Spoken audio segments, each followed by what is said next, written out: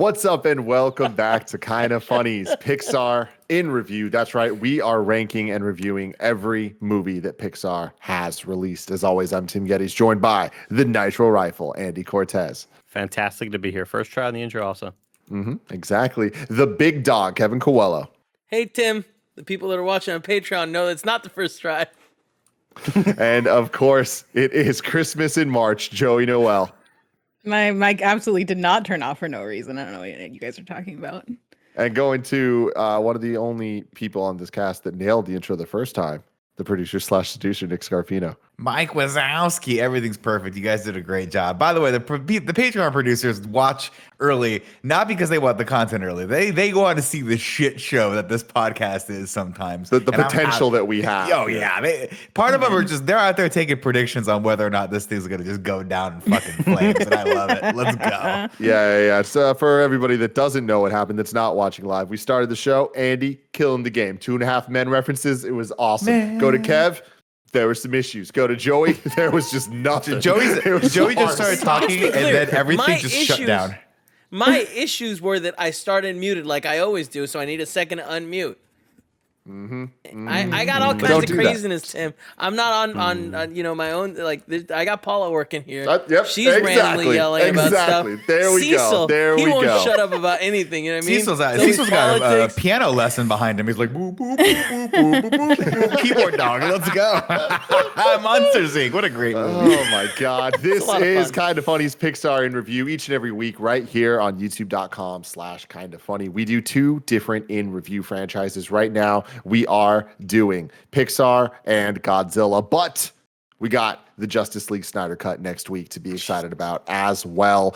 But today we're talking about Monsters, Inc., and everybody knows that because you're watching on youtube.com/kindafunny or roosterteeth.com. You might be listening on your favorite podcast service. If not, you could be by searching for Kinda Funny Reviews, and we'll be right there for you. If you want to get the show ad-free and watch live as it's being recorded, you can go to patreon.com/kindafunny, just like our Patreon producers, the nanobiologist and Sven McHale both did. Thank you both very, very much. Today we're brought to you by MeUndies and Keeps, but I'll tell you about that later because I want to talk about Monsters, Inc., a runtime of 1 hour and 32 minutes. I love these Pixar movies. Stay like this forever. Yeah, I please. know. They don't. Nice What and great tight. storytelling and such a tight little runtime.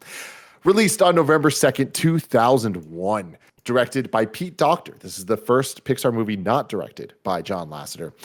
Pete Docter is an American animator, film director, screenwriter, producer, voice actor, and chief creative officer of Pixar. He's best known for directing the Pixar animated films Monsters, Inc., Up, Inside Out, and Soul. So this motherfucker, He knows some good movies. He knows what's up. Nick Scarpino, what's up? Do you think his parents wanted him to be a doctor? He has described himself as, quote, a geeky kid from Minnesota who likes to draw cartoons. So probably, but joke's on them. You know what I mean? I just feel like if your name last name was Doctor. Doctor. Thank you, Kevin. Thank you for picking up on that. Thank you. Yeah, I I'm saying like they're that's not great cool, jokes, right? guys, but I got a lot If of you them. have a doctor come out and it's like, "What's your name, Doctor? It's like, all right, you don't have a real medical license. Get out of here. You know Get what I out. mean? nobody's Get outta taking you here. seriously. Get out of here. Yeah. You're not looking at my foot. You're done. Get out of here, Joey. Doctor. Do you know what Mario and Luigi's last name is? I don't. It's Mario. You're going to have to Is it live with really? that information in your head canon. now. He's been His name's nominated Mario. for Mario. Mario Only and Luigi movie Mario. canon, right? That's just movie canon. I don't know if we needed clarification this. for That's the why doctor they're the joke. Mario Bros. Like we understood the doctor joke. I don't know if we need explanation on it. Pete Docter's been nominated for 8 Oscars, winning 2 for Best Animated Feature for Up and Inside Out, not for Monsters, Inc. He won 7 Annie Awards, nominated for 7 Annie Awards, won 5. He not a real won a award. BAFTA Children's Film Award and a Hochi Film Award. The Hochi's the one that I don't think is real. Music by Randy motherfucking Newman once again. So he is, what is this, 4 Cleaning for 4 up house. to this point? I'm gonna say this, Nick and Scarpino. I Fucking apologize say it. for whoever put it out on Twitter. I meant to remember your name, but I just didn't put the effort in. But someone said, "How have we never started calling Andy Newman?" I did. I have been Yeah, so I many think times. I think so Have many you pieces really? of content for you. I have never heard you call him that before. Kevin, called have him you heard it- him call him that? Nick, if it makes you the feel last- better, I've never heard Yesterday, that at I called him it. I called him it yesterday on the Kind of Funny podcast. No. all. Really? I'm not on that Never heard it. podcast, Tim, so I don't Yes. listen. I'm not on that podcast either. But Kevin ran the show. Nick's on it. Oh, God, none of this matters. What does matter is that Randy Newman's the fucking GOAT. Here we are talking about John Williams. And you know what? What has he done lately? You know what I mean? We got Randy Newman here. I didn't fucking know he did the music for this. I didn't know he did the music for Bug's Life. All we know is that those are classic-ass freaking soundtracks that define the tone and feel of these damn movies. And Randy Newman's... He's in there, man. He's important. He's the Kevin Feige of the Pixar universe, as far as I'm concerned. He is the glue holding that whole universe together, just like his little brother Andy Newman's holding the in review universe together. Andy, can you give us a little something? Just give me a little flourish or something. Of what? You could have literally been like gong. He would have been like, yeah, he could have done anything. You could be the younger experimental Newman brother. Here we go. I have something for you. Science with Kev. I really like that, but you have to do it as Randy Newman. Yeah, you have to do it as Andy Newman. I started to go into the form. I started to do the facial movement. Science with Kev. I'm Kevin. Everybody. This has a budget of $115 million and a box office of $577.4 million, making it the third highest grossing film of 2001 behind what, guys? The third highest. The Armageddon. The prequels? Harry Potter. Revenge of the Sith. Oh. Wow. And Lord of the Rings, Fellowship of the Ring. Oh, that was too highly rated. There we go.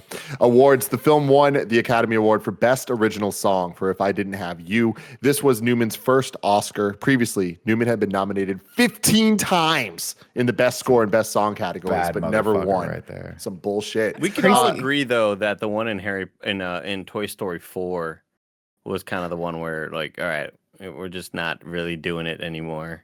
Phoning it in. It's a bunch of toys. No, I forgot what it was, but it was just not good. It was really slow. I can't let you throw yourself away. Yeah. You don't bring me back to the house anymore. And you're like, wait, what? He's just saying what's happening on screen right now. It's not even, Randy, did you go back to the hotel room and write the lyrics like we asked you to? No, but the thing about Randy Newman that I really love is like, okay, we can make fun of his singing because it sounds funny. Like, sure, we all know that. But the composing, the scores are just freaking he's great.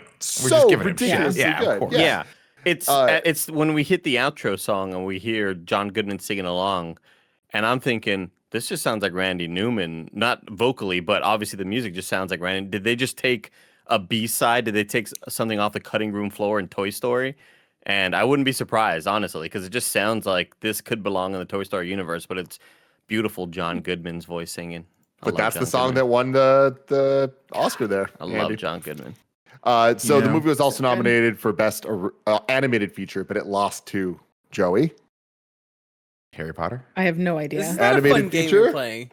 I was Shrek? listening. Yeah, Yes, Shrek. Wow. Exactly. Wow. Thank you. Wow. Yes. It was also nominated for Best Original Score and Best Sound Editing, but did not win those.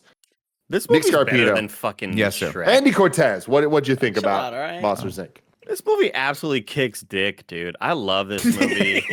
I'll tell you what I'm excited about. For sure. Oh, I'll tell you what I I'm wouldn't have excited- thought that was a good thing, but apparently kicking dick As right my there. wife Yeah, stood dude. up and Super walked funny. away. That was I the think thing that pushed too That far. was it. I Don't think need it's it. one that will just, I say that, but all of these movies I feel are going to age pretty damn well with the humor and with everything that they're going for storytelling wise. I think this was the one that solidified me as I'm just ride or die Pixar. I know that whatever they're gonna put out absolutely slaps, and this one was probably my favorite one.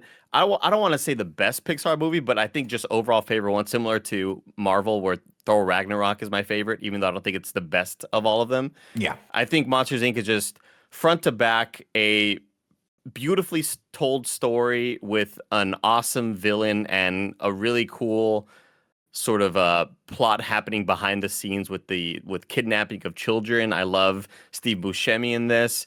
I think Billy Crystal and John Goodman are just fantastic, and there's no other duo that they could have picked that would have been better for. I was gonna say Jake and Sully for Mike Wazowski and for Sully. It's perfect, dude. The humor in this movie still absolutely works. This is one of my favorite movies, and I've seen it God knows how many times.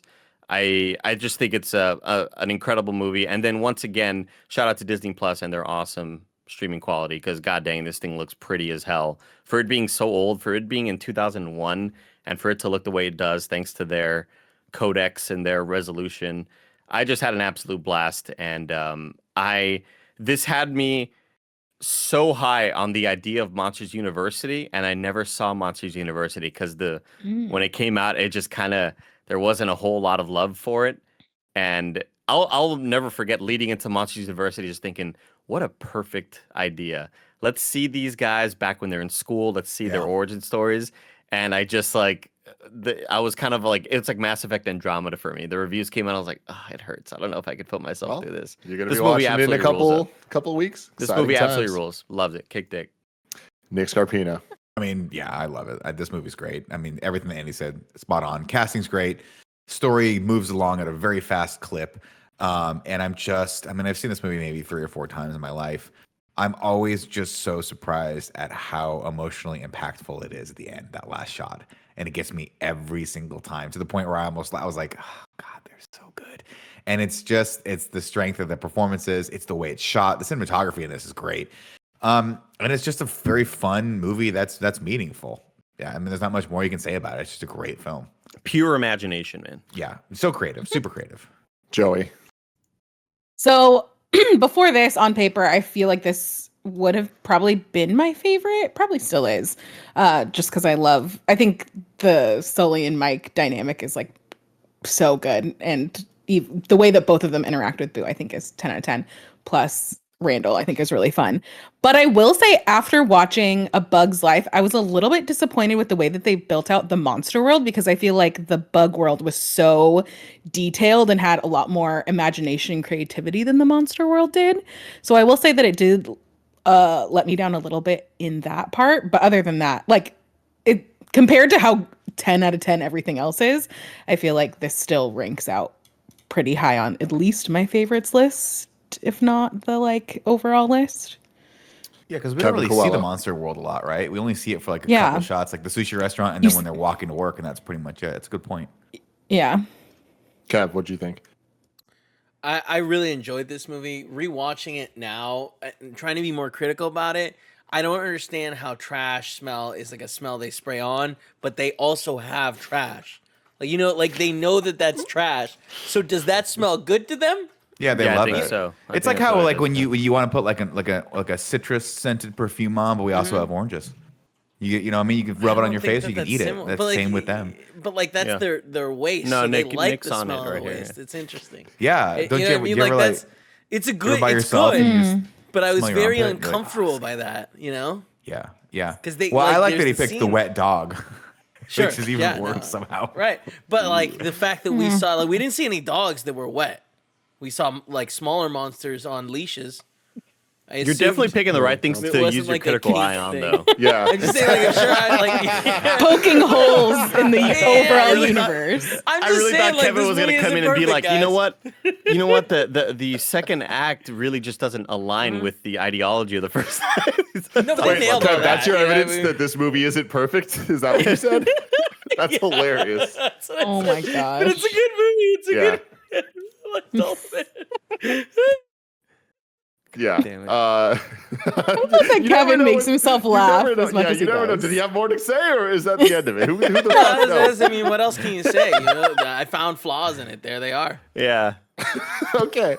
Yeah, I agree with Kev to some extent that, man, this movie is so near perfect. And like, I'm not even trying to pick it apart saying it's not, because like anything that I didn't enjoy about it was like over before I even could think about not liking it. What a fantastic story with amazing production value. And, it's still in that early Pixar phase where they haven't nailed the humans, but this movie's not about humans. It's about monsters. The monsters looked great. The hair on Sully was fantastic. And like, it had me looking at it like, how the hell did they do this in 2001, especially comparing it to the dog a couple years back in Toy Story. God, that nightmare Oh my gosh, fucking dog that walked around was terrifying.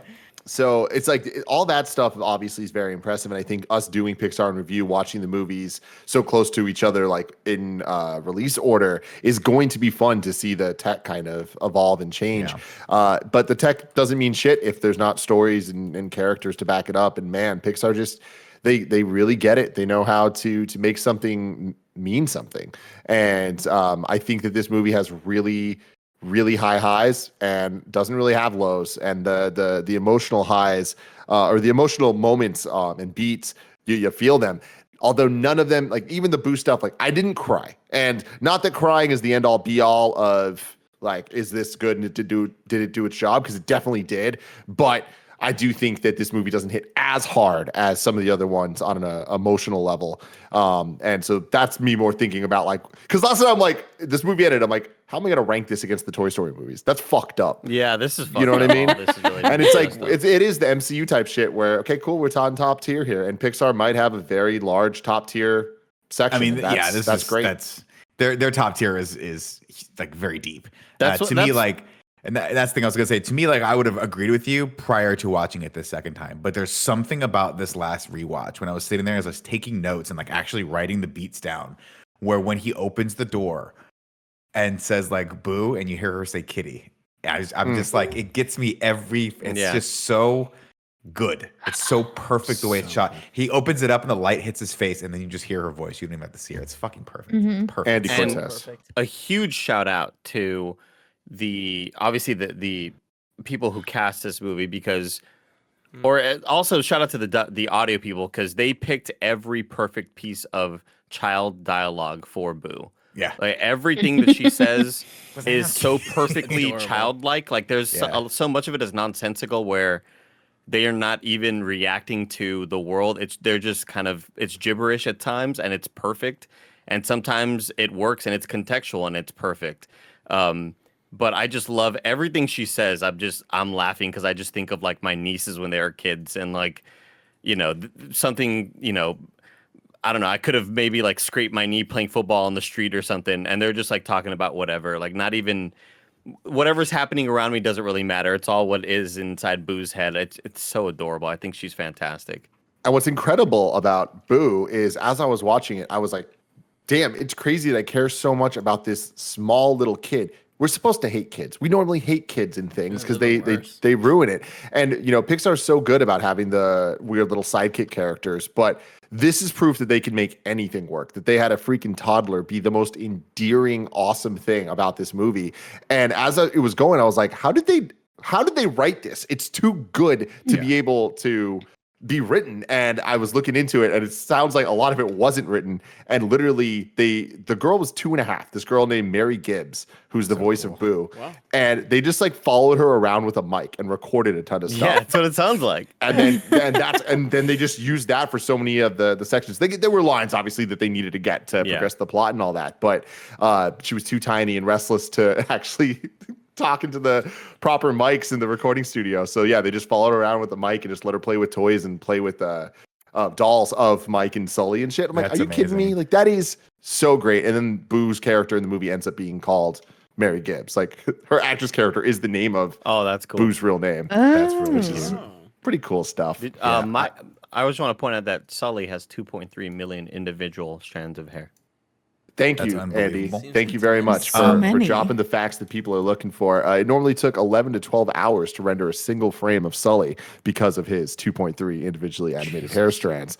Computing power is measured in render marks. Toy Story 2 in 1999, 2 years earlier, required 1.1 million. Monsters, Inc. took 2.5 million. So shit's getting crazy. Yeah, this is where I started learning about render farms.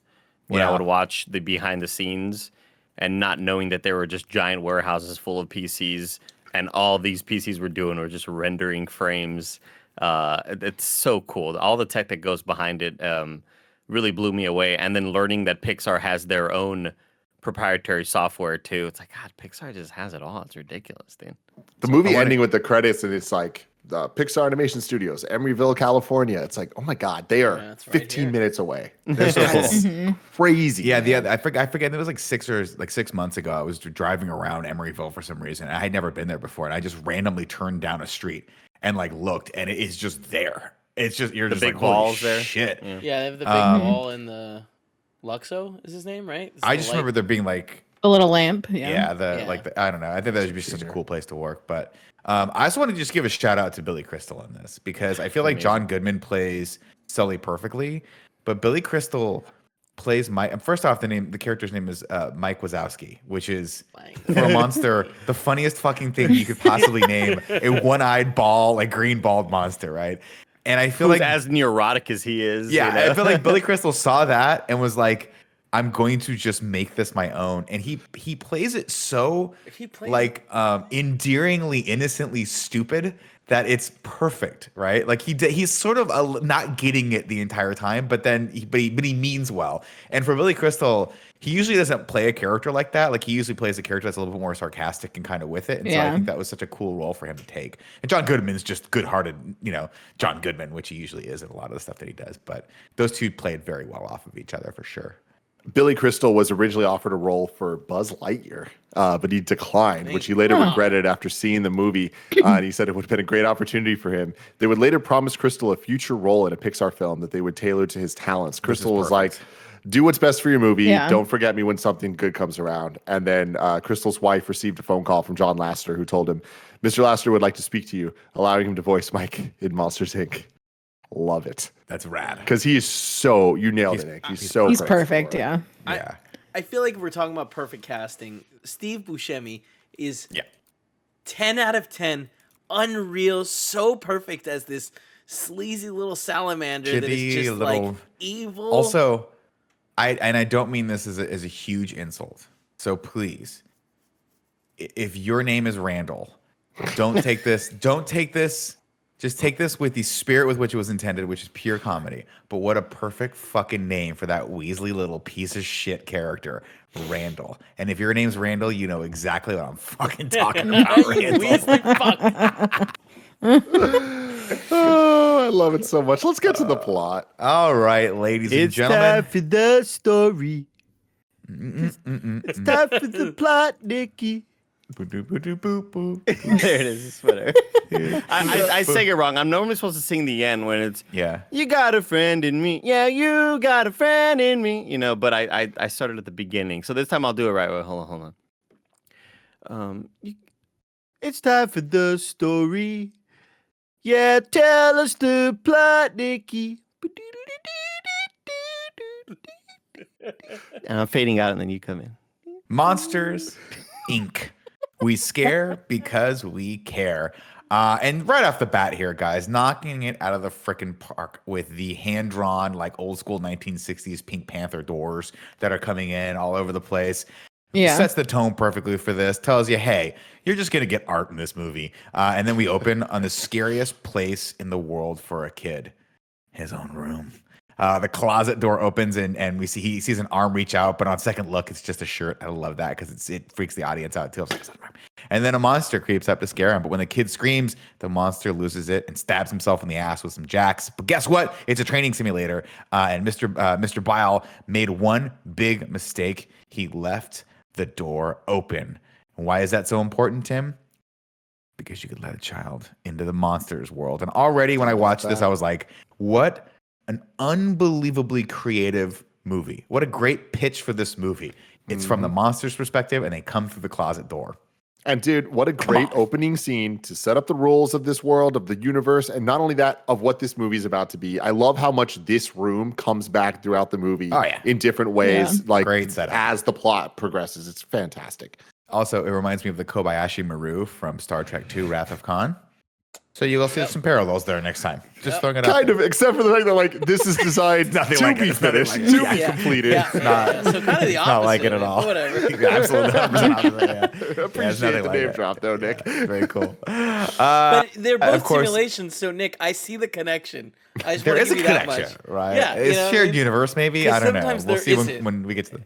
Yeah, there's never usually a connection in my shit. Okay, there's nothing more toxic or deadly to the monster world than a human child, according to Mr. Waternoose, who is played by James Coburn, who has a great voice for this role, too. Also, it's been a while since I've seen this movie, man, when he turns heel at the end, I was like, oh shit, I forgot about that. It hurts. It hurts real bad because Sully remembers that he exists and is like, I can go to him. This is my bro. Like, we've been together since the start of my career. This guy brought me up. And like, no, greed. That's the real bad guy in this movie. It's like when we one day find out that Greg Miller is a serial killer. It won't shock us, but we'll just be disappointed. But we'll still feel hurt by it. Yeah. Well, no, we'll have seen all the signs. People are like, did you see the signs? We're like, yep, we saw it. Did you remember that? Yeah, 100%. We totally knew this was happening. Let's see. Welcome. Let's see. Okay. Of course, we get some other backstory. The only reason they risk all of this is because the whole monster world runs off of screams that they keep in these cool little party balloon tanks. Or little mini pony cake looking things. Welcome to Monsters Inc., where James P. Sullivan and Mike Wazowski are the dream team. Great little morning training montage where he's like, okay, scary feet, now bunk beds and all that stuff. Very, very funny. I love it. It's so funny. Twins in a bunk bed. I thought I was going to get you. He's like, Then they watch a commercial for Monsters Inc. that explains a little bit more about the Monsters Inc. does, and includes the tagline, we scare because we care. And then Mike is super stoked to be on TV, but when he is, the Chiron, the graphic over screen covers his face. And there's a great beat here that gets called back later where he's like, oh my God. And Sully thinks he's disappointed because he was like, I was on a TV commercial. So funny. The way that they played with that bit specifically and like all the different marketing pieces and stuff they did for this movie are 10 out of 10. But that one moment right there for character development it tells you everything you need to know about Mike. He's just excited and a little oblivious. That's it. That in the next moment where the phone rings and they're at Sully's house and he answers and he starts talking and he's like, yeah, can you believe it, blah blah, all this stuff, and he's like, oh, it's your mom. And it's just like that's like suddenly you understand everything about their relationship. They're like, these guys have been very close for a long time. Like his mom knew to call Sully's house, right? Yeah, she figured like Mike would be there. It's great. No, it was Sully's mom. It was Sully's parents. Oh, I'm sorry. It was Sully's mom. Yeah, that joke saying, is like, so perfect, Kevin. Yeah. But Mike knows a mom so well. Yeah, got it. Yeah. Let's see. Mike wants to drive to work, but Sullivan makes him walk due to the energy crisis the city faces. We're getting a lot of backstory here. As they walk to work, Tony gives Sully a shout out for getting close to breaking the all-time scare record. They arrive at work, and the interior design of this is stunning. And I love early Pixar's commitment to that retro 50s, 60s design aesthetic, which I believe we're probably going to see echoed in a later No Future Spoilers movie starring a family of heroes. Okay, Mike says hello to his lady. So much. Of heroes. They're the Incredibles. Let's see. Mike says hello to his lady, Celia, excuse me. Is it Celia or Cecilia? Celia. Played by Jennifer I love Tilly, her. Who is freaking great. And I had She's so no funny. idea until maybe 5 years ago that she and Meg Tilly are sisters. I didn't know that. I don't know who Meg Tilly is. I don't either. Meg Tilly is probably who you're thinking of when you think of Jennifer Tilly. But Jennifer Tilly No, is... Jennifer Tilly's the one in Chucky, No, right? Jennifer Tilly's all Chucky's I've ever bride. known because of all the Bride Yeah. of Chucky movies and stuff. Yep. We got you. I believe her sister's Meg Tilly. Her This sister is true. Meg So Tilly. you don't. I'm sorry. Yeah. You don't know this for a fact, or I believe that's what I'm saying. But you guys are now making me think they're one person. Maybe her name was Meg Jennifer Tilly. That I didn't know the entire time. I'm pretty Meg sure she has Tilly's a a sister. different person, but I don't know this woman. Meg Yeah. Tilly's Meg been in a is, ton of Meg is stuff. Jennifer's sister. That is Yeah. a fact. Okay. Yeah, but She was I in The definitely- Big Chill. She was in Psycho watch. 2. But I definitely watch don't that think of Meg Tilly at all. I've never seen this woman in my life. So You know what? Meg Tilly was married to Colin Firth. Yeah, Meg Tilly, huge. You know what? I may have switched them. I may have you've thought switched them, yeah. Jennifer was the older sister and Meg was the younger one. So Yeah. Meg is the one. So Jennifer's the one that you always think of. I Jennifer was the apologize. one in Liar Liar. Yes, as she played the woman getting the divorce. Yes. in that movie. Great role for her. I apologize, everyone. I'd like to issue an apology to everyone except for you, Randall. You fucking know why. You know who you are, Randall. You get it, Randall. It's her birthday today, and they're going to Harry Hussein's tonight, or maybe I wrote that down wrong. I don't know. Something like that. It's something like that. It turns out Harry Sully hooked him up. Hauser? Hausers. So it turns out Sully hooked him up with some reservations because he's the rock star. We're starting to get a little bit of the dynamic between these two. Then we meet Randall, who wants to beat Sully to the record. Also, Randall is the perfect name for this character. We've already gone over that. You guys fucking know why, Randall. Shout out to Steve Buscemi, who was dope and everything. Roz gives Mike shit for not filling out his paperwork, and off he goes to his workstation in the scare room. We get our first glimpse of how it all works. Every monster gets a dossier with a kid's profile, and then they run their little card and they call up his corresponding door. I can't believe how creative this is. What are these people smoking over at Pixar? And can I get a little, if you know what I mean, Andy? Sully. I do know him. And the monsters the heroes walk in and they take their stage. It's I could have amazing. sworn there was a This moment is where they walk in everything. and then trip. But that might be a different movie. Am I crazy? What movie am I thinking of where they walk in and trip in slow motion? That's Jackass? definitely a different one. What is it? Damn it. Chad will tell me. And off we go. Sully starts to run up the score on Randall, who is trailing close behind. They almost make their quota for the day until one of the monsters comes back crying because kids just don't scare like they used to. And then a special team is called in to shred the dead door. He's real like, that quick. door's dead. Yeah. You don't have a fun fact on that one, Tim, with the Pixar theory? I'll get to the Pixar theory later. All right. Well, But the door is slightly open there, and there is a poster that you see. It's the same poster you see in Sid's room in Toy Story. Oh. So that is probably Sid's younger sister, because it was a girl. Oh. Yeah. Sid has a younger that's cool. sister, a little blonde girl. Wow. So- Wow. Interesting. thing. That is not at all in the Pixar theory, but I'll do it right now because you asked so nicely, Kevin. Of course, every week that we do this, the nanobiologist is going to write in with the Pixar theory. There was a recurring theory that every single Pixar movie is connected in some way. Here's the big deep dive, red string everywhere theory for where Monsters, Inc. feeds into the big picture. Everyone remember, shit's about to get fucking crazy as hell, but it's one of those things where over time they get more connected and it starts making more sense.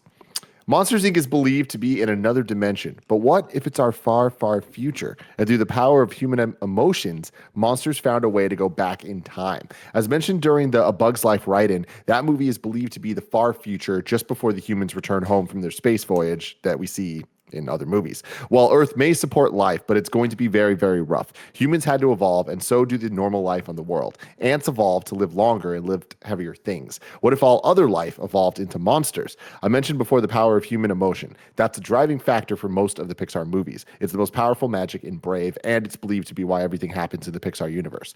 Monsters found a way to harness this power to power everything, but also a way to get it themselves since humans are no longer around. At this point, Monsters, Inc., it's the end of the line for the theory, but there's so much connecting tissue, and it's even believed to be the catalyst for the rest of the universe. Time is a flat circle, right? Well, what if Boo became obsessed with finding her best friend Sully? She'll be back. She would stop Don't at worry. nothing to find him. What if she messed up and went way in the past through the wrong door? Also, the people of Monstropolis aren't all crazy and did see a kid floating around causing massive mayhem.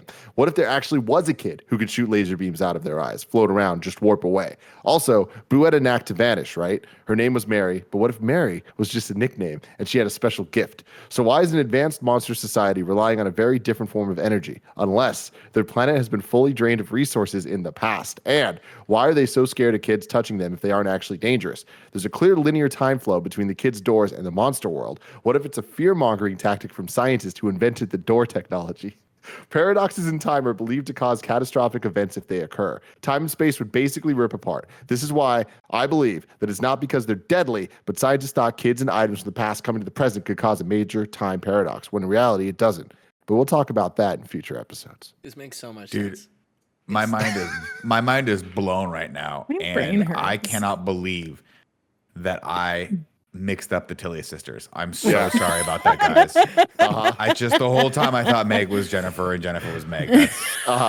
That's on me. That's my You bad. know, forget everything you know, Nick. Forget everything you know. With Everything these But I theories, also, just- it's probably Sid's sister's room. yeah, forget That's everything. cool, I'm, yeah. I'm very, Well, also the- very excited when we get to the point where, like, we can fully talk about this theory because, like, it's got some strong moments. A lot of weak ones. It too. sounds crazy right now, but like, It sounds like you all believe in 5G giving us corona. That's all I'm saying. let's have fun. Here we go. Let's see. A special team is called in to shred, which I think is cool, and we get a little backstory from Newswater where he's like, it's getting harder and harder to scare kids. So when they can't scare him, they gotta shut the door. Randall takes over the scare leaderboard for a moment until Mike finishes up with a slumber party, which is really funny. And then George, a big puffy orange and yellow monster, comes out and he's like, okay, but he's got a sock on him. So his assistant, or I guess his coworker, I guess his teammate, is like, oh no, and calls the 2319 on him, causing the whole place to go on lockdown in preparation for decontamination by the CDA. I want to know child what detention agency. Go ahead. I Amy. want to know what the people in the CDA look like underneath the suits. Me too. Because they all have like similar. They're like 80% similar in terms of their proportions, but some of them have like a longer head. Some of them might have like two heads or whatever. I don't know. They look Some really. of them don't have funky any. Yeah. I just want to see They're the just monsters, like because what's her face, the secretary lady, is the head of them. She's not working with them. No, but I mean, Yeah, but, all like, the at people in some the point she CDC, all of the people in the CDC look like CDA. CDA look like putties in Power Rangers. Like they all have the same sort of proportions, and like I why don't isn't think there so. like Roz is the only one in the CDA that doesn't have those same sort of just God, they look like a Anthropomorphic. they look Yeah, like they- minions is what they look like, and I want to Yep. know. I want to know how they much don't. they settled for out of court because the Minions is a blatant fucking ripoff of these damn things. That's Am a I pretty right, solid Tim? statement. Yeah, right there. they were just like, hey, what's everyone's favorite part of Monsters Inc? And someone's like, Boo. They're like, we can't do Boo. Okay, what Can't about do the other Boo. guys? What Sully, can we do? nope, can't do Sully. But- What about the fucking blob orange things? You can't understand what they're saying the whole time. Yeah, those guys. Let's do But that. they're all clearly different sizes and shapes. Right. yeah, there. but I'm expecting Like, but you're when saying it that comes there's to no all the huge ones. when it comes to all the monsters, Yeah, yeah, there there's are. always like Look how weird ass tall that ones one with is. crazy ass mouths and stuff, and there's nothing like Well, that yeah, in if the you can't CDA. fit in That's the all I'm suit, saying. you're not getting into the Yeah, you can't fit in CDA. this. Damn. It's just I like feel it's just there's like I some wasn't allowed to Look be. at this discrimination big going guy. on. Yeah. Well, and there's just- also like ones with like 4 arms and stuff like that. So clearly there are got different 4. suits for different. They're monsters, a little, yeah, they're you a know? little, they're a tiny bit different, but yeah, I definitely want to see a little bit more variety there. But you know what they remind me of? What I couldn't think. They remind me of the thing in Mother in Earthbound. Kind of look a little like the Gygus? backpack from Death I Stranding. guess so. Also, Yeah. I mean, Or it's like just Thumb that time I Thumbs was- from They Spy do Kids. remind me of Thumb Thumbs. That's a great call, Joey. Kevin, please bring up what a thumb is. Please, Do you not I'd like know? that Do you not know like- what a Thumb Thumb is? I don't know what a thumb is. Spy Kids in review. Dude, just hold on. Let's do three it. things that- I need to find three a things gift. that I've Give me a learned. second. Find a gift because I'll tell you there's 3 things I learned today that are shocking to me. Yeah. One, I came to the realization I've never seen Monsters University, so that'll be a fun one for me to watch because I haven't seen that yet. 2, again, my biggest tragedy, Blunder thus not far. knowing the Tilly sisters. I switched them Yeah. up on you guys, and I'm so sorry about How that. dare you. And then I clearly I don't understand what a thumb is. So if you could let me know as I progress with this, that'd be great. Thank you, Kevin. They blow up I'm the working sock on it. and thank you. And then they shave George down to the skin, and it kind of Andy reminds me of that time Tim decided to shave his head and then shivered for a month straight. Excited. I mean, he did it for the kids. The whole scare floor gets shut down, which sucks because Newswater is like, is bummed because the company isn't doing so hot. And he's like, we can't afford this. He asks Sully to help out with the new recruits. And Sully's like, sure, I'll go help out with you in the training room, the Kobayashi Maru training room. Quitting time. Mike sprays himself down with some wet dog scent and tries to pick up Celia until Roz tells him, she's like, you can't leave right now. We need those scare reports ASAP. But Sully, being the good friend and partner that he is, steps in and says, I'll take care of it, even though it's very convoluted, just like every time I have to do the taxes. Oh my God, that's terrifying. That is terrible. So Audio they're listeners, if you're monsters? watching, go ahead, I'm Kev. pretty sure they're robots that are made of only thumbs. They're thumbs. Yeah. Yes. They're thumbs. Yes. That's gross. What is he deflecting a volleyball? What's happening No, here? they don't have hands. So someone threw something at him, and he's trying to catch it, but there's just no Oh, way they're he all can. It's all thumbs. Yeah. They're all yeah. thumbs. So Yeah, a little that's great. fact for you, Nick, about Roz. Bob Peterson, the movie's story supervisor, provided a temp voice for Roz during production. The nasal sing-song voice proved to be such a success, they kept it in the final film.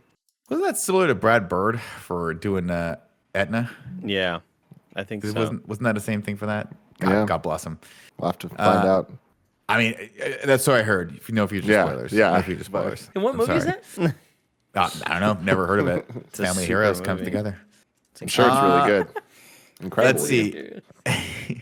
Sully decides to head back to help Mike with the paperwork, but then when he gets there to file the paperwork, he discovers a door that he didn't know was there that didn't get put away. And he thinks about ejecting it, but he spots the red light on the top, so he thinks, hey, there might be someone in there. He heads in to see if there's anyone He's like, anyone working in here? Which I think is hilarious. And then when he pops out, I don't know if this is the part or if it's later, but there is a part where, and maybe it's later when he's running through, but that's right. Never mind. We'll get to that. Let's see, when he pops out, he notices that something's playing with his tail, and then it drops the tail, and when he looks down, it is the world's cutest little girl with the world's cutest pigtails. And they knocked the design of this kid out of the park. And of course, Sully, thinking humans are dangerous, freaks out and puts her back in a room, but he accidentally takes half of her stuff away with him. So what does he do? What any of us would do. Tries to flush it down the toilet, which of course clogs the toilet. So he stuffs it in open locker number 193, which I love the setup for this poor orange and yellow puffy guy. Problem solved until he turns around and finds the little girl holding on to his back, and then she calls him Kitty, and it's freaking adorable. Kitty! It is the best thing Perfect. ever. Of course, when he runs her back to her door, he finds Randall working overtime, or so he thinks, trying to catch up with the scare record. Before he can get the kid back in her door, Randall locks it away back in the vault in the back room we haven't seen yet. Over at the sushi restaurant, Mike and Celia are having a great time until Sully shows up.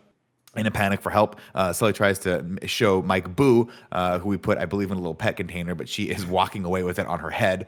One of the patrons spots Boo when she realizes that everyone has stopped dead in their tracks and terrified of her. She does what every kid would do. She goes, Boo! And then sends everyone screaming in the other direction. Some facts I have about the restaurant here. The restaurant that Mike and Celia are at is called Harryhausen's. This is an homage to Ray Harryhausen, the man who made the stop-motion animation monsters for films like Jason and the Argonauts in 1963. Oh. Also, the octopus behind the bar in the restaurant with only 6 legs is a reference to It Came From Beneath the Sea from 1955, a film in which Harryhausen created an octopus with 6 arms due to budget restrictions. That's funny. Fascinating.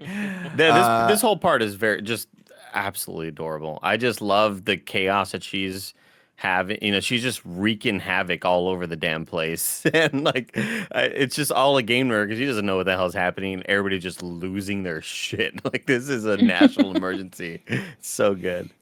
Mike and Sully escape with Boo as the CDA rolls in and decontaminates the entire area in a giant green bubble. Back at Sully's apartment, the guys can't figure out how to deal with Boo, so she freaks out when they accidentally take her teddy bear away and cries, which causes a minor surge in the power. Mike tries to console her, but ends up slamming into a bookcase and swallowing an entire stack of books, which of course gets a massive laugh out of her, which then massively blows the power out, which is a cool little setup for the third act. It's really good. Yeah, it's really, really cool. Boo is sleepy, so Sully leaves a trail of Cheerios to get her into bed, but she can't sleep, so he does what any good dad would do. He pulls up a chair. What's up? Sorry, before that, there's the moment where we cut to her and she's on the floor drawing or doing something and goes, ah!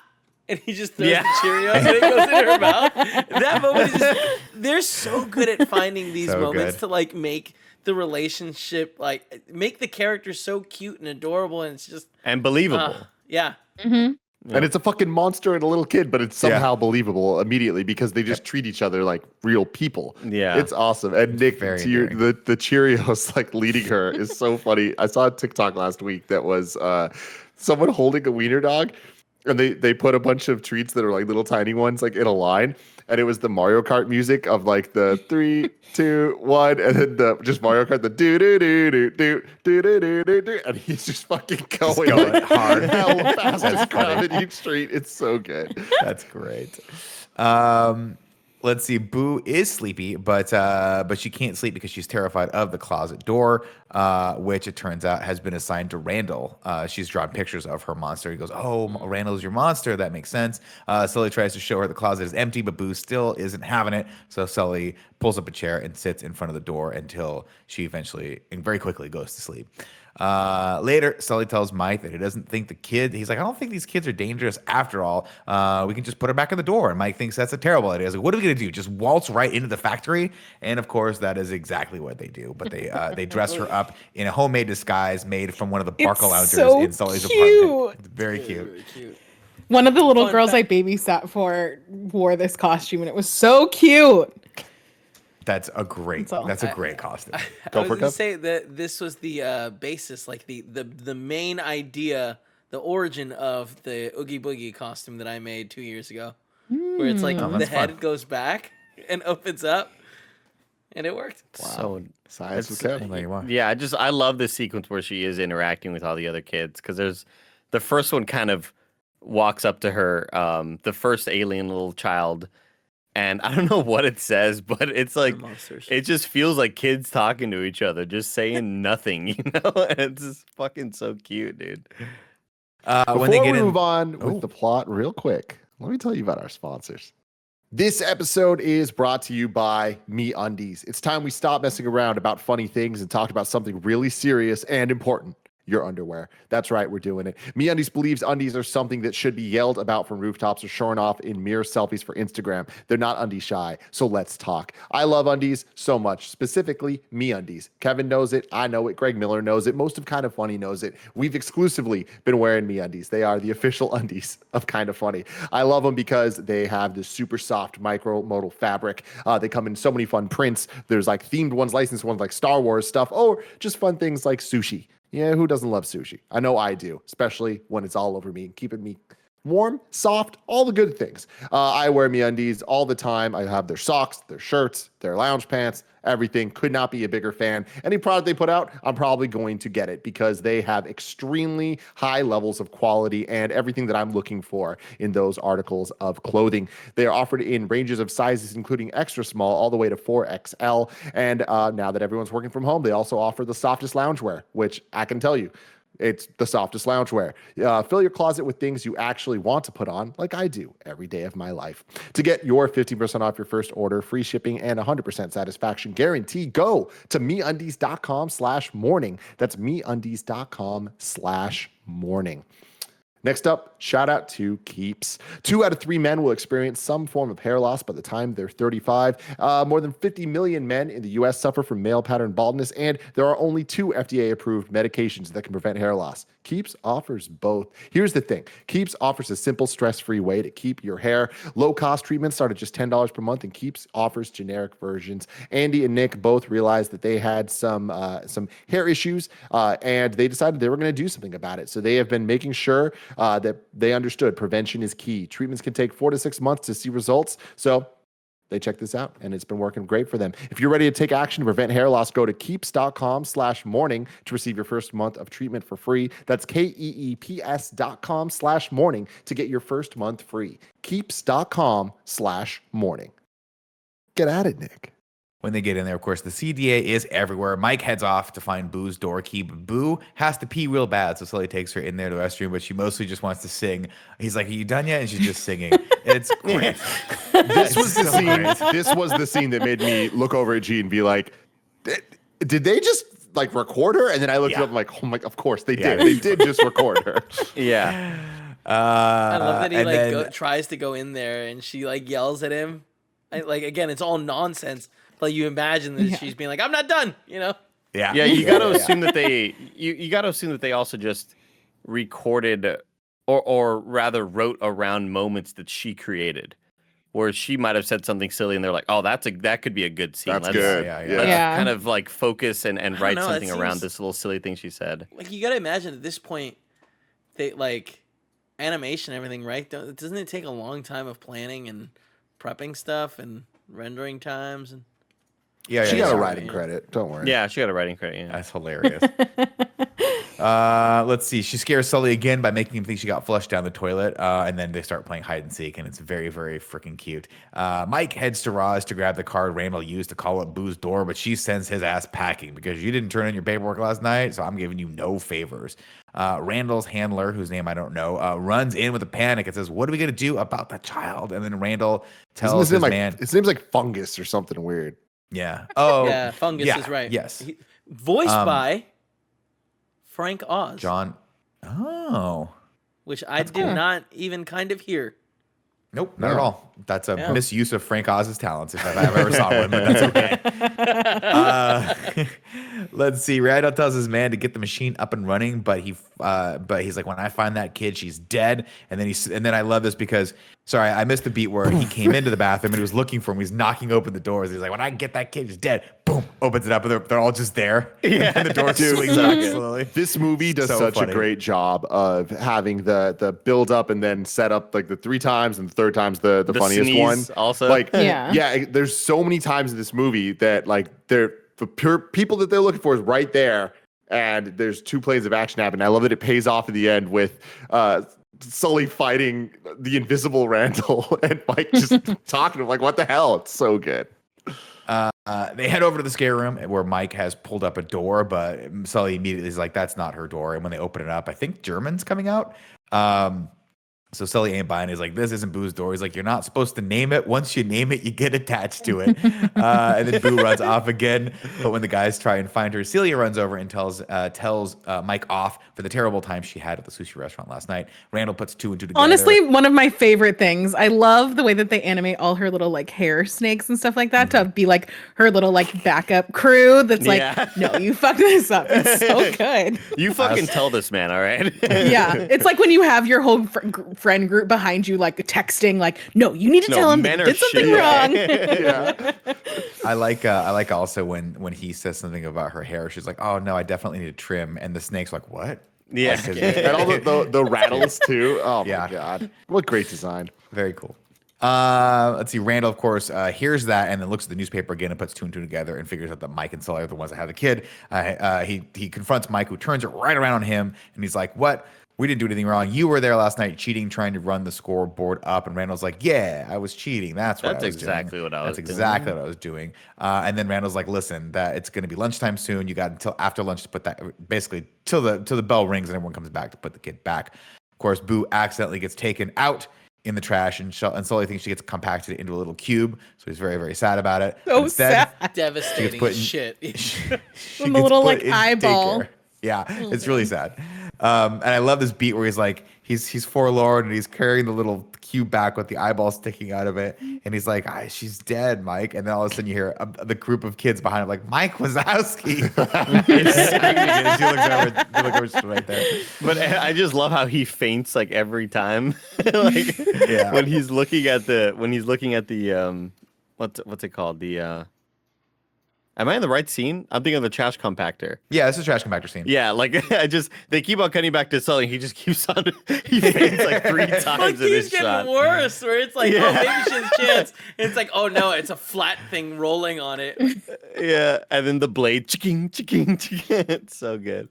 I think this movie, like many Pixar movies, does such a good job of being for kids and adults. But I think that this one is unique compared to the others, as far as I can remember, in that I think it does a good job of doing it for adults first and then explaining it to the kids. Like there's multiple moments where there'll be like a funny joke or something that's clearly more like for adults that understand like what's going on, but then there'll be like something slapstick to explain it as well. Something that's a little bit more tangible is towards the end, like the twist, where it's like the adults see the twist happen. We understand what's going on, but then immediately they need one of the characters to tell the other one like, oh yeah, he turned on him. Because it's like not really clear for dumb little kids, but I appreciate it. It's like actually really well done.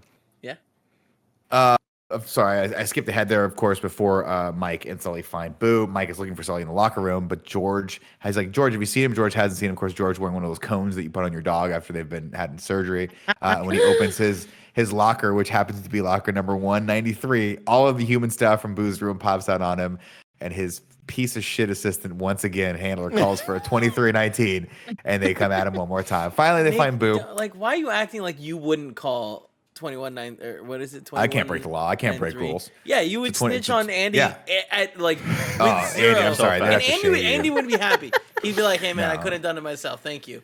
I get Listen, it. Yeah. I'm not believing that kids aren't dangerous ever. There's nothing you could show me. I don't care if it's 20 years later and kids are fucking running the world, but like, I'm not touching a kid. They're dangerous. I was told they were dangerous. I believe it. Let's see. They finally find Boo and they accidentally make her laugh again, which makes the power surge like mad. Mike tells Sully and Randall that Randall provided the door for him, but Sully's like, dude, you can't trust Randall. He's fucking crazy. But then Mike heads into the room to prove that everything is okay, and no sooner does he do that, that Randall gets to jump on him and locks him into a little box, thinking he's Boo, and then carts him away. Sully and Boo get saved by the lunch bell and tail Randall down into the secret passage that leads to the doorway in the underbelly of the factory. Randall dumps Mike out into the chair, and he's like, "Oh shit, Wachowski, what are you doing here?" He's like, "I'm gonna unveil my master plan to you. I got him to revolutionize the scare industry with a diabolical machine called the Scream Extractor." But the machine malfunctions when he tries to turn it on, so Randall chases the problem down to its source. Oh yeah, it's terrifying. Somebody has pulled the plug. When he pushes the plug back in, the machine pops back on. But when he returns, he finds fungus in the scream extractor instead of Mike, and it's basically taken all the screams and the color out of him. Yeah, which is his terrifying. lips like swollen too. Oh man, Yeah, it looks like the Kylie Jenner challenge. Ooh, that's a fun one. We should do that, Mike. Remember this? Yeah, Nick, it's when you would Andy, why'd I call you Mike? you would get like some little I think you would get shot glasses. What was Yeah, it? Yeah. And I think it's Make your shot glass. lips They puffy. used to sell like actual things for it. Yeah, and then you would like make your lips puffier and swollen. It was a weird, awful trend that happened on the sounds internet about 3 years Absolutely back. horrible. Yeah. I don't know. I didn't hear about this. I probably Yeah, blocked just that look out it of up, my mind. Kevin. Just look it up. Did we do it for Yeah. KFAF one time? Because I know we ate donuts pantsless. No, So we ate a lot of literally bubble would gum do one anything time. for reviews on that show. Remember, Oh, we I did. almost ate bubblegum. Remember the Yeah, you kids ate the almost Tide vomited. Pods? That was crazy. Yeah. Every single time I put a little pod in my dishwasher, I think about eating it Just for those give kids. it a little munch, Just pour a one little out for the crunch. homies.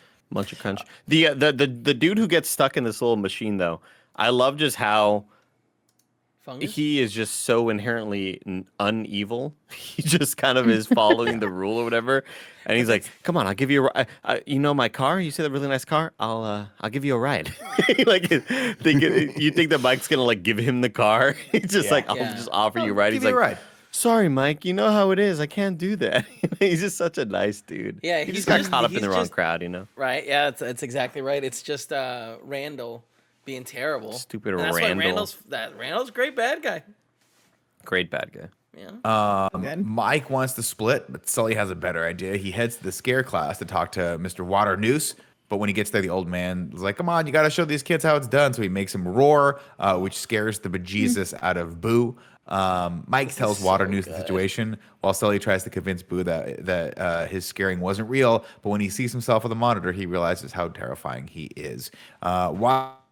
Actually, I love this moment too. I don't want to. Best moment in the movie, honestly. so This, good. Great Yeah. moment in the this movie. moment made this movie like the 10 out of 10 level that it is, where it's like it was so good before and it was so funny and the characters are great, but this was like, oh my god, there's like a level of heart and emotion to this that I didn't even know was possible. And Nick, real quick, before we go too far into this, you mentioned the monster, and we skipped past this, but a fun fact about the giant monster when they're in the beginning of the movie and they're like walking and they say hi to him, and there's like a weird like chicken sound. You know what I'm talking about? Yeah, I think So yeah. when Sully greets Ted, the monster's so big we only see the lower half of his body. He was originally supposed to roar like Godzilla. The filmmakers asked permission from Toho, Godzilla's film studio, to use the roar, but Toho turned them down. So Ted responds with a chicken cluck instead. Great. That's great. They could have gone for the I'll T-Rex show in Jurassic them. Park. Yeah. Could have done anything. Anyways, sorry, back to this amazing scene. Let's see. And I love that, right? Because of course, when he sees himself on the monitor, that is the realization that what he's been doing has been actually pretty terrible for these kids the entire time. And that is a great emotional changing point for both him and the story. Let's see. Waternoose seems receptive at first, but you kind of get the feeling that he's actually the bad guy, especially when he brings in a crazy big metal door that leads to Antarctica, or wherever it was. North Pole, South Pole. I don't know. Sully and Mike Nepal. find themselves Nepal. Thank you. Sully and Mike find themselves trapped in the human world. Nepal, to be exact, the Himalayas, as Kevin pointed out. Out of frustration for Sully, never listening, Mike tackles Sully right into the Yeti, played by John motherfucking Ratzinger. I love the Yeti. Fucking love Did I the just say- Yeti. Yeah.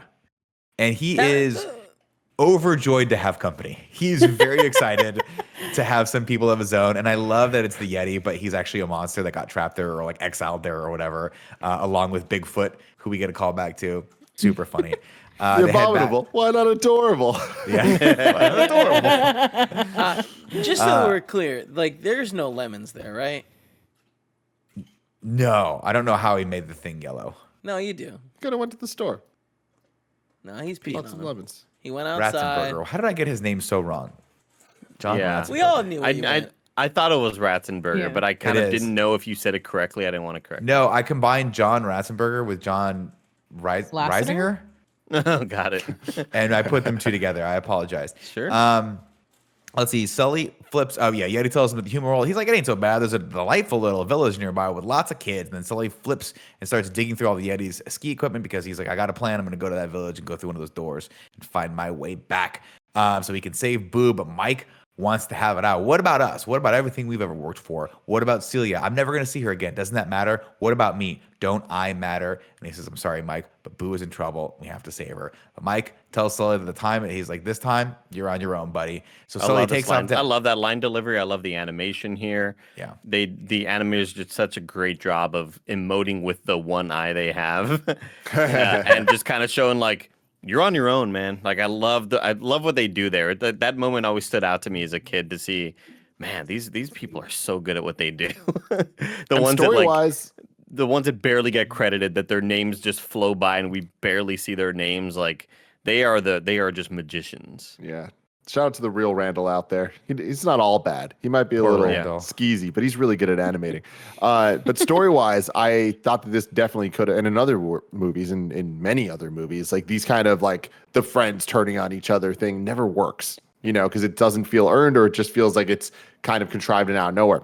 This totally feels like it makes sense, and the way that it's resolved, I'm like super satisfied with. Yep. I agree. Sully takes off down the hill, but eats it big time until he hears the sound of the village, which inspires him to keep going. Back at Monsters, Inc., Sully pops out of George's door. George's assistant spots another sock on him, but before he can scream for another 2319, George crams the fucking sock down his stupid throat, which I fully expect Andy to do to me one day. Just wring my neck. I'm not doing this again. Down in the basement, Sully rescues Boo from the scream extractor, but as they run off, Randall turns invisible and starts strangling Sully. Of course, Mike comes in to save the day unwittingly. He has no idea what's going on. And he just he's like, what's going on? He accidentally throws a snowball, which smashes right in Randall's face, revealing him and showing Sully where to punch until it does the old Batman, bah, and just knocks his ass out. They snatch his card and head to the scare room, but Celia catches up with them, so Mike comes clean, and then she, being the awesome person that she is, runs interference for them so they can get to the door. And then we get what I think is just probably the best scene in the whole movie, which is them riding the doors, looking for Booze while Randall chases them. Good. Sorry, Boo's door, not Booze, not actually right? Froggle. Yeah, they make her laugh, which powers all the doors. The doors light up. The doors. Yeah, because at first they shut down the power, and then she laughs, and I think it powers all the doors, which allows them to find what they're looking for. And then, of course, they start. They head through each one, and like the first one is a tropical paradise. Another one, I think, lets them out in like Japan with a nice view of Mount Fuji. Real quick, just like the smallest of line that just gets me so much every time, and it's not even that funny. I don't know why I laugh at it so much, but when they are dropped into Japan, and they're like, "No, the doors slide. Oh, right, they slide. They slide." It's like it's such a quick little back and forth, but it gets me every time. Randall catches up to them and snatches Boo, and then he releases their door, which they climb through right in the nick of time before it smashes to the ground. Again, just super freaking creative. Like, how are they gonna live? Open the door, go through it. Awesome. Mike and Sully chase after them, but when they catch up, Randall gets the better of Sully and does the old, I'm going to stomp on your hands as I monologue and you hang on for dear life. But Boo ain't having it. She jumps on Randall's head and starts beating his ass. And as she does, I love it because he changes colors with every like punch. Like he just, so many different patterns. One of the patterns is the wallpaper from Andy's room in Toy Story. I really thought there would be a lot more callbacks, but I guess I don't know why I thought there was going to be a shit ton more, but there also just wasn't a lot of Pixar movies anyway to begin with at that point. So. Are you talking about just in the camouflage thing or in the movie in general? In the camo. Yeah, in the camo shit. Because we do see, I know we see Nemo. We see Nemo in that and doorway. Jesse's in it, and the in the room, the scare test room, the little mobile on the top, that's the same one that Buzz Lightyear spun on when he was like saying he could fly. The moment too where they're like playing with toys in her room and she hands him a Woody, right? Jesse, that's what it was. Okay, yeah, that makes sense. I was wrong about that and the Tillies. Let's see. We'll never forgive you for the Tillies, Nick. I'll never forgive myself. Nothing is real anymore. Everything's on its fucking turned upside down now. Of course, Sully proclaims very loudly, "She's not scared of you anymore. Looks like you're out of a job." And they throw Randall through a door that leads to is it the mobile home from Ants? That it goes not to? Ants. Bug's Life. But yes. Bug's Life, excuse me, not Ants. Why did I put Ants? A Bug's Life, and then the two people that inhabit this place eat him alive.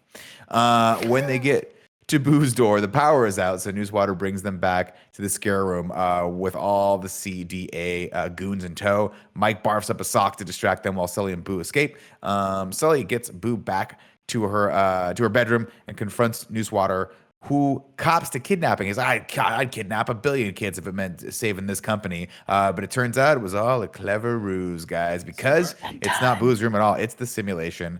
And he just confessed murder. They got us, dude. They fucking got us. They got It was them and good. they got us too. It was good. That's You like, got the man, receipts? we're talking about, we think like how amazing the intro to Mission Impossible Fallout was. Just a ripoff of this movie when you think about it. Totally. I mean, I watched Point Break last night, and people pointed out that Fast and Furious was a ripoff of that, and Point Break was a ripoff of this movie. So it all comes back to Wow. Monsters I Inc. didn't think about Monsters it that way. Inc., man. Wow. Crazy. Well, remember Tim said time, circle. Flat circles. Circle, Circle, dot, circle dot. is what he said. Yeah, That is it's how he circle, explained it. Circle, Time, It's a pizza. The CDA bring in their leader, who it turns out, number one, is none other than Roz. The whole thing was a sting operation. We suspected Newswater and Randall from the beginning. Well, way to help us out there, Roz. We almost died. And then he goes, so about I the love that girl. reveal. And Roz, I know, it was great. And then Roz says, Sully says, I just want to send her home. And so Roz agrees under the condition that after they send her home, they shred her door, and he gets like one chance to say goodbye. And she says, I'm sorry, that's the way it has to be. So Boo hugs Mike with one last Mike Wazowski. And then Sully takes her back to her room, where she promptly this is where she offers him the toys to play with, which is just the Jessie toy. But Sully says it's goodbye, and she calls him Kitty again. And he says Kitty has to go. And it's freaking heartbreaking. And then, as if to say the fucking scene, Joey, can't get any sadder, he goes into the closet, closes the door, and she runs after him. But when she opens it, it's just her closet, goes, and "Boo!" he's gone. And That was nobody there. fucked up. It was fucked up. Oh, Yeah, Horrifying. They didn't need to put Really that in, sad. You know what I mean? You can't do that to us, Should you say. know? How did that not get them the Oscar? That moment right there. You know? I don't know, Fucking man. Shrek. Well, I was just I don't Shrek know. like any better than I'm that. a donkey, a donkey. Four I'm quad a getting singer, eaten by the Scottish accent, donkey. stupid ass Come on, Shrek. get the fuck Who's outta ever here. even seen Shrek? Come on. I saw Shrek one time, never saw any of the Tim sequels hasn't more than seen it once. is upsetting. And I It's just want true, to it's sad. acknowledge that. What's upsetting? A couple things that are upsetting. One, obviously, the fact that, again, I'm just going to own this, guys. I didn't know the Tillies. Two, the fact that it took us to today to reach the conclusion that we could call Andy Newman. We'd never figured that one out before. So that Nobody was had. huge. You know, Doing good work. and then I forgot what the third one was. We'll just keep going. Yeah. Not important at all. Surely couldn't have anything to do with Shrek. Oscar? Oh, that's right. What it was. That's what it was. But and maybe the Oscar too. I don't know where I was going with that, Kevin. You're right. Back at Monsters Inc., Yeah. they shred Boo's door, and everything is left except for one small shard, which Mike hands to Sully as a keepsake. And then the CDA locks up Newswater, and everyone is bummed because it means the end of the factory. And he goes, "Hey, at least we had some laughs, right?" Which, of course, gives Sully a great idea. Cut to a kid's room. Spooky, terrifying, scary even. Mike Wazowski emerges from the dark to do the scariest thing a human or monster can do, guys. Stand-up comedy. And he so starts... this shit starts- hit me so hard and It's so, so good. real, where I was like, oh no. Yeah. Of course, he starts This is bombing like painful. crazy. He's very, very painful. We've all been there. Confused. We've It's like, all what is happening? What? And then he swallows the mic and burps it up, which causes an uproarious laugh from the kid. And it turns out Mike is on a roll, man. He's the new guy. It's his job, and now his and Sully's roles appear to have been switched, or at least they're trading off. And it turns out he's made his quota in one day, and he's like, nothing to it, man. He goes, well, it also helps that laughs, as it turns out, are 10 times more powerful than screams. So that's their new power that everything's running off of, and the day is saved. Mike and Sully are the saviors, and the icing on the cake, Mike's on the cover of a magazine. Of course, this is a callback to the earlier thing because he's covered up by his picture's covered up by the barcode of the magazine.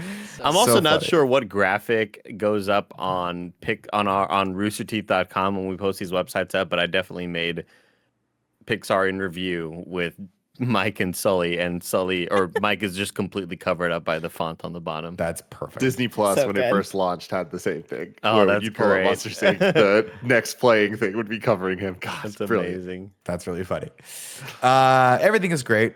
Day is saved except for one thing. Sully misses Boo.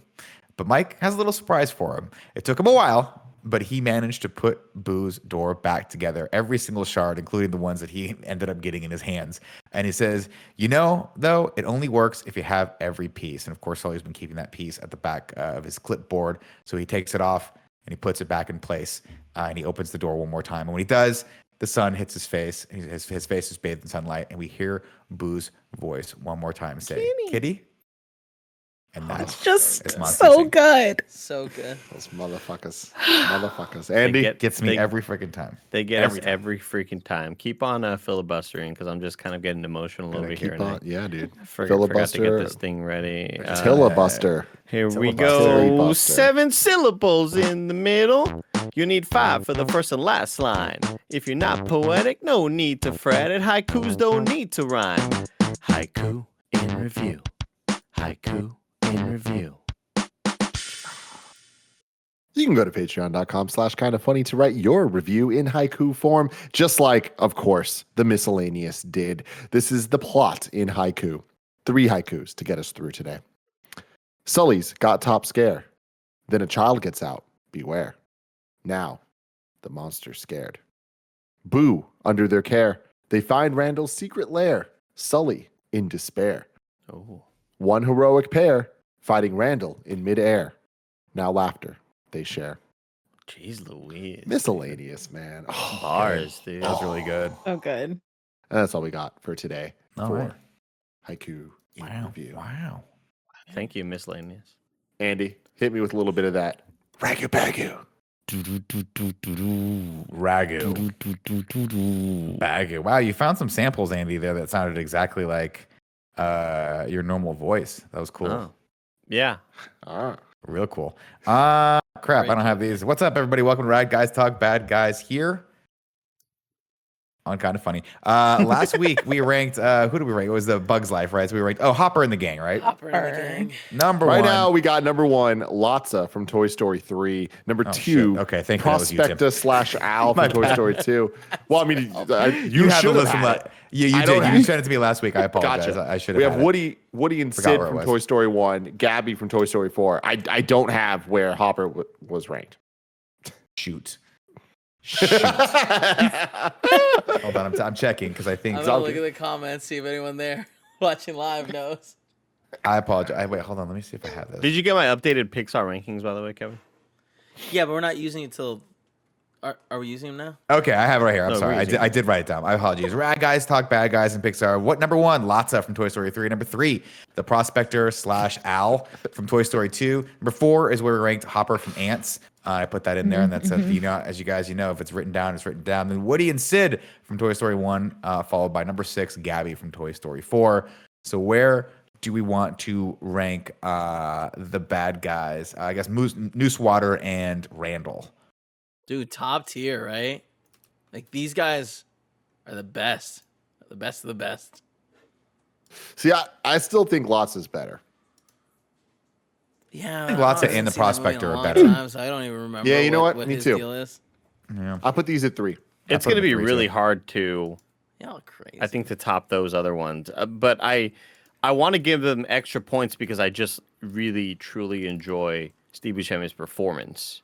Like, and not, putting aside the characters' motives and the level of their evilness, I just really enjoy Steve Buscemi in that role. I think he does such a great job. So Steve Buscemi gets a lot of extra points there for me. I give him extra points for the look too. Love the way he looks, love the way he moves and is animated, the slitheriness. It's just like that's bad guy 101. And I do appreciate that. But I just think that with Toy Story 2, the Prospector and Al, that there was multiple levels of bad guys that you were upset about and like were really giving issues to the main characters. And then lots of from Toy Story 3 specifically, it's like the bad guy made the story happen and it made it as impactful as it all is. So I agree. I'll put it I think there's a little more depth in those two. I feel like we have a lot of depth here with what Noose, Wet Noose, what's his name? Water Noosewater. News. Water Noose. Thank you. I was close. I'm pretty sure it's Water News. Yeah, but- Water Noose sounds right. With Water Noose and Sully's relationship, Yeah, you're right. I get that we don't get like a ton of it, but like there's so much implied that as soon as we see it, I feel like makes total sense, and like the way the characters interact, like there's a real relationship. So when that betrayal happens, man, that like It's heartbreaking. I felt something. Yeah, heartbreaking there. I feel like for me, this goes under A Bug's Life just because I feel like I'm starting to get fatigued with like the turn of the villain in these movies. I feel like now we've had what 3 or 4. I guess this is the third one, right? I don't know if we really count Gabby as like having a turn, but I just do really appreciate with A Bug's Life that Hopper was just very out there as a bad guy. Mm-hmm. But I still think it's better than the other 2 Toy Story movies. On any given day, you could probably convince me to put it above Hopper, but today I feel like it's below. Should we vote? Who thinks? I wrote it down as Newswater. So now it's Newswater and Randall are better than Hopper from Ants. Raise your hand. It's Bug's Life, but It's I guess either you wrote, Tim, you I wrote it down as I wrote it Ants. down as Sorry, Ants. yes, It's my gotta bad, be. my bad. That's how it thinks- lives now. Who thinks they're better than the Prospecta/AI from Toy Story 2? Sorry, I wrote this down. One person. So, ladies and gentlemen, the new list is Al. Lotsa. AI became Al, I Al. know. Or Al. Al, became is that AI. Al? Got Oh it. my Yeah. god, Yeah. you just pulled us. Oh my god, that's the biggest two gots thing ever. Or somebody Lotsa- wrote into the show named Bo B-O, and he called him 80, thinking it was an 80. That's amazing. The rank is Lotsa from Toy Story 3, Prospector/Al from Toy Story 2, Water News and Randall from Monsters, Inc., Hopper from Bug's Life, Woody and Sid from Toy Story 1, and then Gabby from Toy Story 4. That's where we're at right now. Tim, next week, remind me, Nick, it's on your computer. Not your phone. Okay, Will thank do. you. Maybe That's put it on too your great. phone too, just right now. It's supposed to be there. The notepad Were is shared. I were don't know why those it didn't like pop up on my the, phone. the Copy and ghosts of paste on Christmas Slack. past, like Yeah, that yelling was out the to you? echo. That was the echo. Sorry. Okay. Now it is time to Christmas rank the Pixar movies. Currently, number 1, we have Toy Story 3. Number 2, we have Toy Story 2. Number 3, we have Toy Story 4. Number 4, we have Toy Story. And number 5, we have A Bug's Life. Where do we put Monsters, Inc.? I want to start it off, and I want to get real, and I need to say this quickly. Change my mind. I'm putting it at number 2. Wow. I This second movie's really fucking good. It has so much heart, so much character. I have so little to complain about, and it is just so creative. Uses rules in a way that I love and made me laugh the entire time. Almost made me cry, didn't quite make me cry, whereas I bawled my fucking eyes out at Toy Story 3. So because of that, I am putting it number 2, and I'm not going to think too hard about how much I love Toy Story 2. I'm going to put this at number 1. Woo! Because, Second that. and I'll tell you why. I think I'll third it. I think when we did the vote, I don't think I had Toy Story 3 as the number 1 movie. I think I had maybe 2 as the number 1. But I just think it's such a complete movie. I like the ensemble here more than I do in Toy Story. I know that's like wild to say, but That is crazy. I just like don't believe it. Billy Crystal and John Goodman together more than I do I was gonna say Woody Harrelson, Tom Hanks, Woody Harrelson. Tim Allen? and Tim The whole Allen, cast yeah. of Cheers. I didn't like. Get him out of here with Kirstie Alley. Yeah, I'm gonna put it at number 1. Toy Story 3 is the one that ends with them. Well, almost ends with them like dying in the fire, right? Yeah, Yeah. Yeah, that's the one with Lotsa as the bad guy. yeah. Yeah. The That fi- like I don't know why Movie, though. don't I know why you guys cried love, like, everything, and I Lotsa just so- never so cried at bad. the end of Toy Story 3. I don't know why. I think Toy Story 3 is just I mean, it's obviously a longer and more thought out and more well-rounded movie. So I don't know that I can put Monsters, Inc. above it. But if all three of you do, I can't stop you. All right, there you go. Yeah, I feel like the end of Toy Story 3 for me was like oh my God, I can't believe they're doing this, versus I feel like I had more like tugging at the heartstrings with the Kitty and Yeah. Boo stuff. Which is why I would put it higher. I also think it's just really hard to rank at this point, one-off movie versus an entire like ranking of a series, even though we're ranking them one by one. I feel like there's just so much that builds into all 3 or 4 of those movies. Yeah. But I disagree with Andy that I think that the ensemble cast of Toy Story is better, but I think that the relationship with Mike and Sully is really strong, and like all the other points are stronger than just the ensemble cast. Yeah. Kev, any final thoughts? I agree with Joey and Andy. I think that this movie is phenomenal. Growing up, the Toy Story series always meant so much more, but just something about rewatching it, like it's such a well-made movie that like, at the end of the day leaves me so like excited with the ending, because like there was a point where it ends and Sully is forever sad, and like that's fine. I could have understood that he took that hit for all monster kind, you know? But like then they undo that because like why not? Like why not give us such happiness? And they just something about that I love.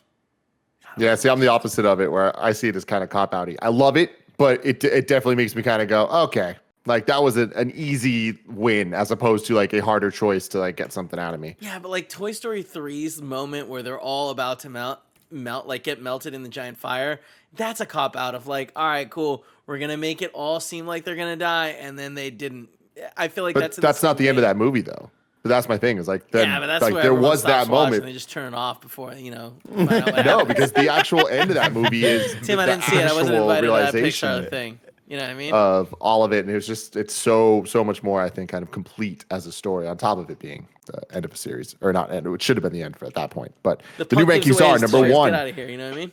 Monsters Inc. Number Okay. 2, Toy Story 3. Number 3, Toy Story 2. Number 4, Toy Story 4. Number 5, Toy Story. And number 6, A Bug's Life. We will return with Pixar in review in a couple of weeks. Don't know exactly when yet because there's a whole bunch of fun stuff going on with Snyder Cut and Falcon and Winter Soldier and God knows what else is going to be thrown our way. But stay tuned to the show. We will announce what we will be doing every week as we are doing it. But remember that later this week, next week, we are doing Snyder Cut and Kong Skull Island to continue Godzilla Monsterverse in review. Snyder Cut. Damn it, you know what I mean? Like, God damn it! Like, I can't It's believe we're happening, here. dude. I can't believe. It is And I happening. like to think that we like caused this a little bit, not fully. Oh yeah, we're to blame. But You mean we're the We're to in blame. there. We are We're to blame.